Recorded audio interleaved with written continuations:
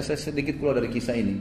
Ada pasukan muslimin, ya, tapi ini saya juga tidak teringat sekarang di zaman siapa ya, khalifah siapa, tapi jelas di zaman kerajaan Abbasiyah. Sebelum pasukan itu menyerang sebuah wilayah Romawi waktu itu, ya, di wilayah Bizantium, maka pimpinan perang berkata, kita bersiwak dulu. Habis sholat subuh, mereka nunggu sampai awal terbit matahari, waktu syuruk, kemudian mereka, panglimanya mengatakan, kita sekarang bersiwak. Semua bersiwak, baru kita menyerang, menjalankan sunnah Nabi SAW, gitu kan? Jadi bukan berarti orang jihad kemudian tidak membersihkan giginya. Subhanallah, ini kisah nyata. Tanpa kaum muslimin sadari, ternyata di tengah-tengah pasukan muslimin waktu itu ada mata-matanya, ya, kerajaan Bizantium lagi melihat orang-orang Islam pakai siwak. Lalu dia mengatakan, lagi ngapain orang-orang ini kira-kira? Gitu kan? Kan gelap, masih subuh ya. Ini kok mereka makan kayu, gitu kan? Ini kisah nyata. Lalu pulanglah mata-mata ini kepada Raja Bizantium waktu itu, dan wilayah itu takluk pada pagi itu ya, di tangan kaum muslimin. Dia balik dan mengatakan, kayaknya kita nggak bisa kalahin umat Islam deh. Kayu aja dimakan, gitu kan? Padahal sebenarnya bukan makan kayu, lagi pakai siwak, gitu kan? Itu sedikit berhubungan dengan masalah siwak tadi. Juga disebutkan Ibnu Umar berkata, Umar tidak meninggalkan dunia kecuali dia sangat banyak berpuasa. Dan Utsman bin Abi As juga berkata, Utsman bin Abi As ini menikahi salah satu dari istri Umar bin Khattab radhiyallahu anhu. Umar bin Khattab berpoligami, ya. Kemudian salah satu istri Umar bin Khattab, waktu itu tidak disebutkan namanya, tapi dinikahi oleh Utsman bin Abi As. Dan dia berkata, Utsman bin Abi As ini seorang sahabat yang mulia juga, gitu kan? Dia mengatakan, aku tidak menikahi istri Umar ini untuk mengharapkan keturunan atau bahkan menikahi karena seorang wanita, mungkin karena syahwat. Tapi aku menikahi karena aku ingin mengetahui tentang malamnya Umar. Dan riwayat ini bersambung, di buku ini tidak disebutkan. Teman-teman kalau lihat ini di halaman 229, footnote nomor 89, saya sedang bahas itu ya. Maka riwayatnya berlanjut begini. Lalu dia bilang, istrinya Umar pun menceritakan kepada saya, Umar bin Khattab itu kalau mau tidur, kata Utsman bin Abi As radhiyallahu anhu ajma'in, kalau dia tidur di samping ranjangnya, di tempat tidurnya, dia meletakkan seember air yang dekat dengan tangannya. Jadi pada saat dia tidur, kemudian tangannya kesentuh air, dia bangun sholat, udah tidak tidur lagi sampai pagi. Begitu terus, itu salah satu yang dinukir kepada kita. Ibnu Katsir juga menyebutkan tentang malamnya Umar bin Khattab, dia mengerjakan sholat isya bersama orang-orang, lalu pulang dan mengerjakan sholat malam sampai fajar. Ya, sampai fajar. Jadi beliau Umar bin Khattab ini cirinya tidur pada saat ngantuk saja. Jadi malam itu jarang sekali tidur. Siang pun itu jarang juga tidur. Beliau kadang-kadang kalau ngantuk sekali baru tidur. Sampai dikatakan waktu ditanya kenapa anda lakukan ini, Umar bin Khattab mengatakan, kalau aku tidur di siang hari, aku akan menghilangkan kesempatan untuk mengurus ya rakyatku waktu jadi khalifah ya. Kemudian kalau aku tidur malam hari, aku menghilangkan urusan aku berkomunikasi dengan Tuhanku. Jadi luar biasa, dia tidur kapan dia ngantuk saja, gitu kan.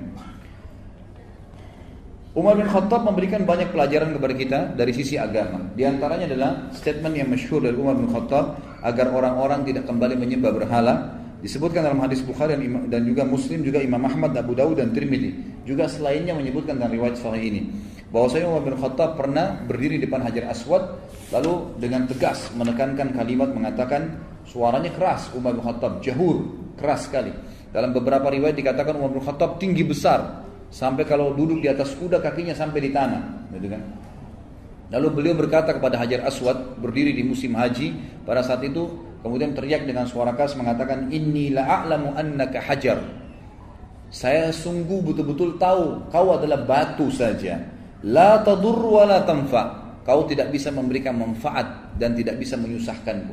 Atau terbalik ya, tidak bisa menyusahkanku dan tidak bisa memberikan manfaat kepadaku. Walaula anni ra'aitu Rasulullah sallallahu alaihi wasallam yukabbiduka ma qabbaltuka. Kalau bukan karena saya melihat Nabi SAW menciummu, saya tidak akan menciummu. Sebagian ulama menanggapi, di antaranya Nafi', seorang ulama tabi'in, bekas budaknya Abdullah bin Umar radhiyallahu anhu, seorang ulama tabi'in masyhur. Dia mengatakan pada saat itu ya, orang-orang banyak mendatangi pohon yang digunakan untuk membaiat Nabi SAW di Baiatir Ridwan ya. Itu di perang Hunain ya. Pada saat peperangan dulu pasukan muslimin sempat berpencar. Kemudian datanglah Nabi SAW berdiri di bawah sebuah pohon, kemudian dibaiat pada saat itu. Ada juga yang mengatakan yang maksudnya adalah baiat pada saat baiat Nabi SAW, ya baiat ya di Mekah gitu kan.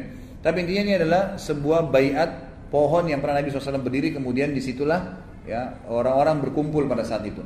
Lalu orang-orang banyak mendatangi tempat tersebut dan mereka sholat di sana. Maka sampai berita kepada Umar, maka Umar menyuruh agar menebang pohon tersebut.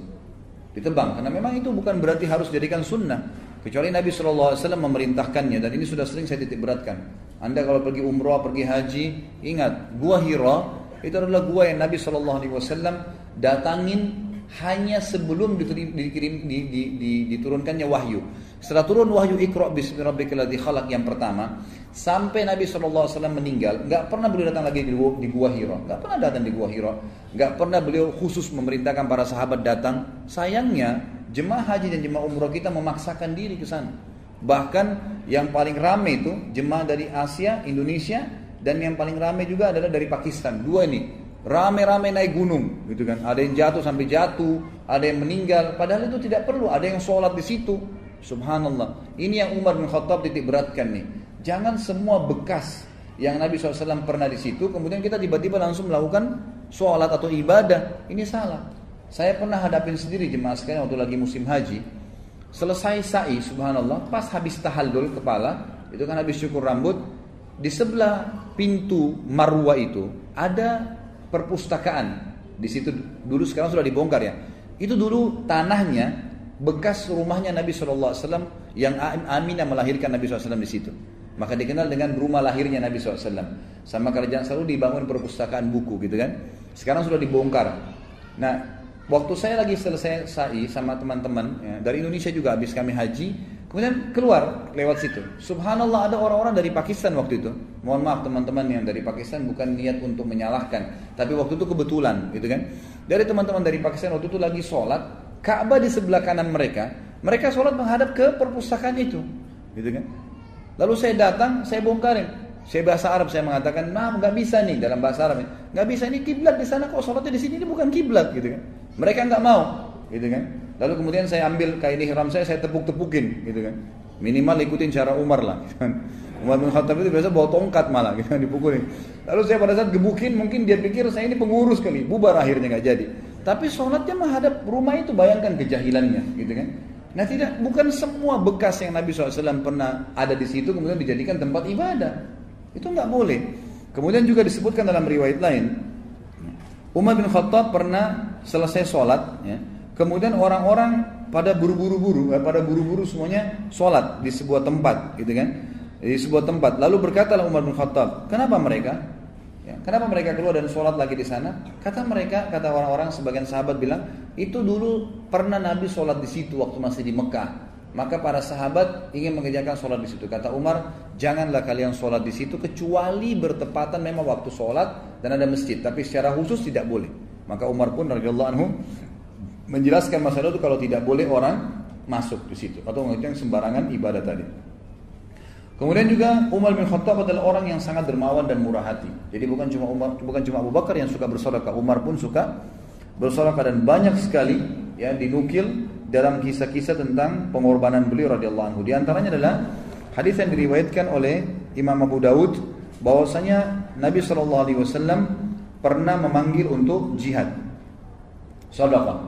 Lalu Umar berkata, hari ini saya akan melakukan sedekah yang mengalahkan Abu Bakar. Karena selama ini Abu Bakar belum pernah saya kalahkan.